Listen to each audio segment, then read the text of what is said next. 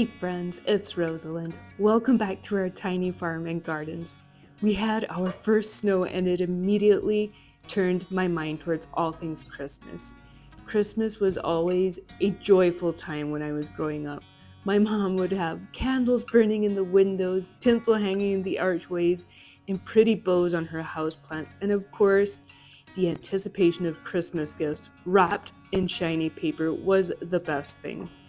As I was thinking about these things, I had a strong desire to recreate an old fashioned Christmas for my children and share with you how it's possible to decorate for Christmas without spending a whole lot of money.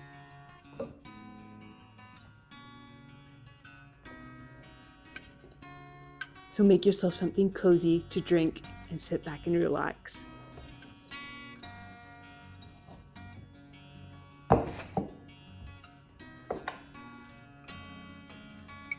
At this point, you can add either a little bit more water or cornstarch, whatever it needs to make so that the clay holds its form.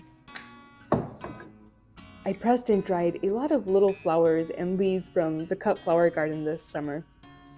I wanted to use them in crafts like this winter to hopefully alleviate some cabin fever. When I saw this idea of making botanical ornaments, I immediately knew that I had to make some to place onto the Christmas tree and share it with all of you how simple it is to do a fun little craft like this. I experimented a little bit and I let a few of them just air dry after I had pressed the flowers into the ornament. It takes about 3 days for the ornaments to dry if you're just letting them air dry. What do you think, friends? Aren't these so much fun already? And we aren't even done yet. Before you let the ornaments dry, you want to make sure that you add a little hole at the top where you will be attaching your string to after these ornaments have dried for 3 days. I also wanted to experiment with drying a few of the ornaments in the oven.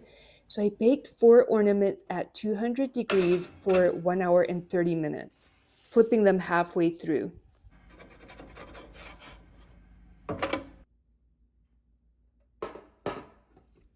As soon as these were cooled, I could add some pressed flowers to the ornaments. You can do this by adding a little bit of Mod Podge directly on top of your ornament. Mod Podge acts as a sealer and also as a glue. Once you have some Mod Podge on top of your ornament, you can then press your flowers onto your ornament.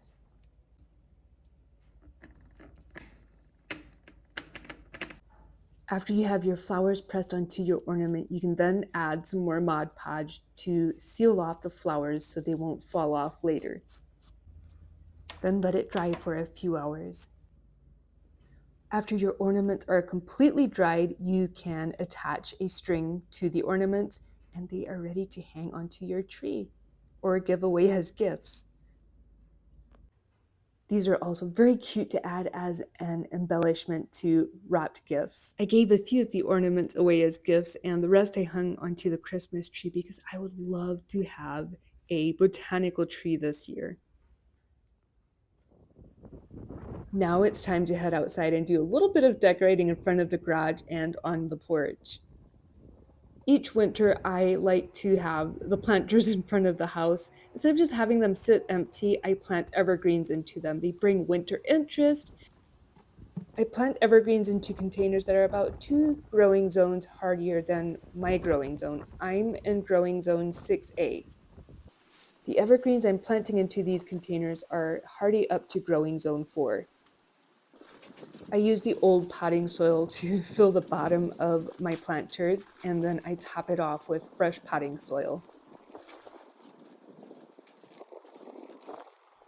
I like to use live plants when I'm doing winter containers. It's something that I can then plant into my landscape next spring.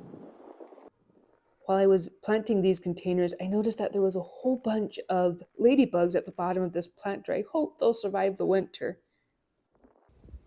This is the variety that I planted into the planters in front of the garage. I removed the ferns and the pumpkins from the front porch. I want to plant boxwoods into these containers. We tried to not let anything go to waste, so I took these pumpkins off the porch and took them out to the hens. They always enjoy pumpkin treats.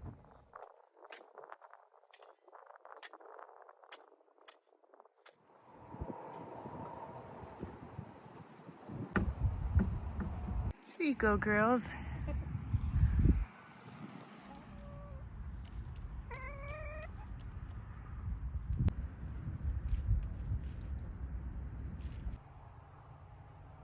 This is what the boxwoods ended up looking like on the porch. They're tinier than I had anticipated, and this is the variety that I planted. These will be planted out into the new cut flower garden next spring, and I think they'll be so beautiful out there. After the evergreens were planted, it was time to water everything in very well.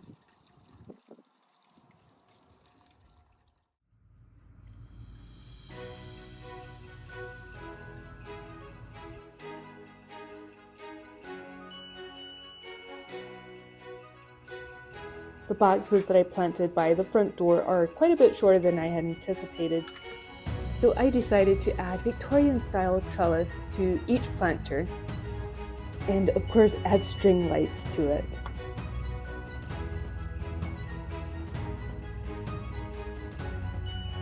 This year, I've really been craving just the traditional colors of Christmas, and I'm not even a fan of decorating with red, but I hung some string lights onto the trellis and added cute little red bows to them. I thought they still looked a little sparse, so I decided to cut just a few small branches from our evergreens to add into these planters.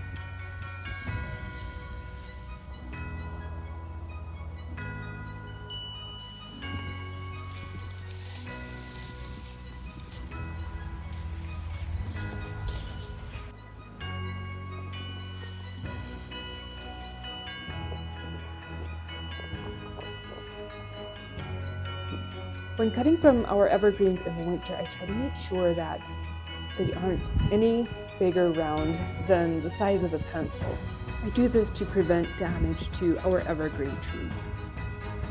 Adding in just little bits of greens and reds everywhere on the porch I think it's just exactly what it needed.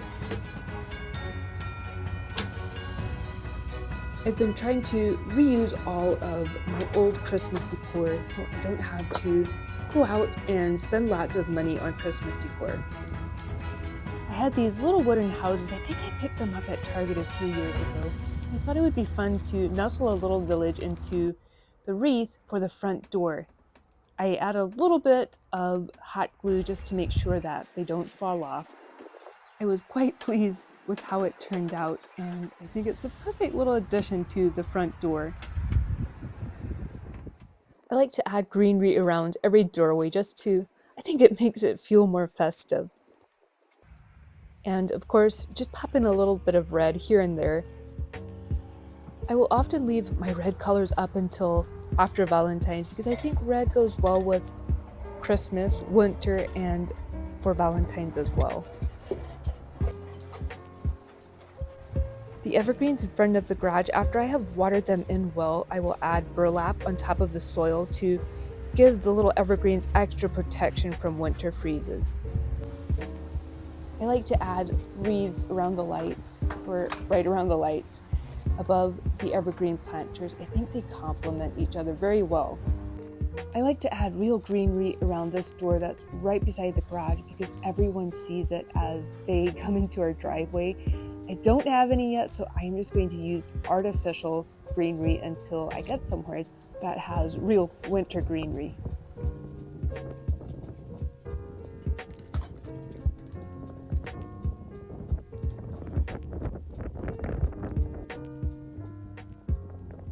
And here is a look at everything that we've decorated together today. Once we have everything decorated for Christmas, I would love to take you all through and give you a complete tour.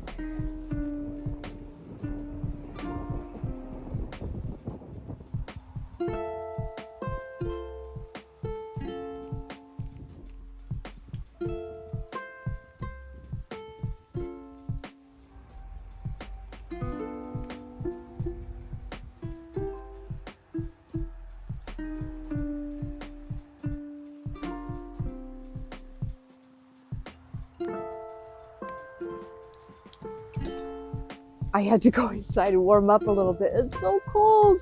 This is actually our first snowfall. It's been so beautiful. Made myself a cup of hot tea. I hope today's video has been inspiring to you, friends. I feel like an old-fashioned Christmas, there's just nothing quite like it. Here in the United States, we are actually getting ready to celebrate Thanksgiving.